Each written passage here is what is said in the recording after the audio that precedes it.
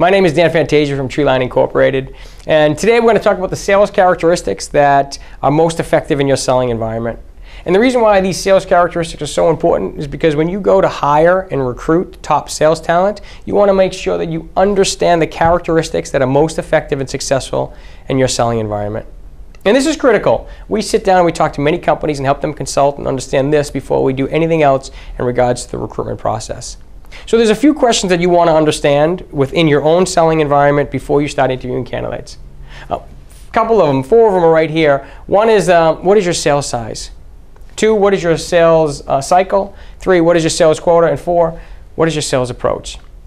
And the reason why this stuff is so important is because we're trying to understand the social selling styles of the candidates and how do they align with the selling environment that you presently have.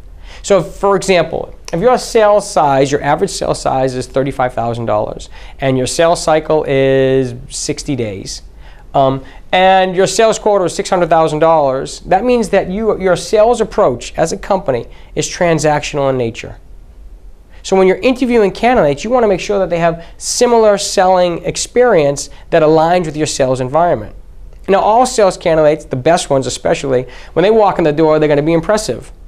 And so when you're asking and identifying these questions and finding out this information, this is going to be incredibly helpful to help you retain your sales organization. So if you sit down and talk to a very impressive candidate that's articulate, that's intelligent, that presents incredibly well, and you start asking them these questions, we can start to uncover if they're going to be a good fit.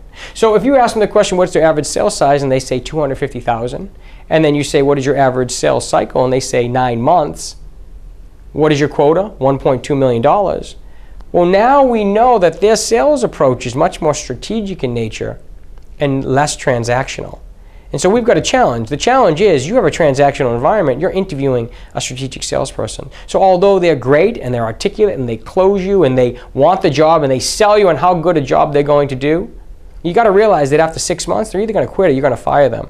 And you're going to fire them mostly because, not because they're not a great person or a talented salesperson, you're going to fire them because their sales characteristics don't align with your selling environment. This person just can't keep up with the KPI, the key performance indicators that are going to be successful. They can't keep up with the metrics. They just can't handle the volume that the rest of the organization can. And so as a result, they try to get the job done, but they can't. They fail. As a result, you let them go.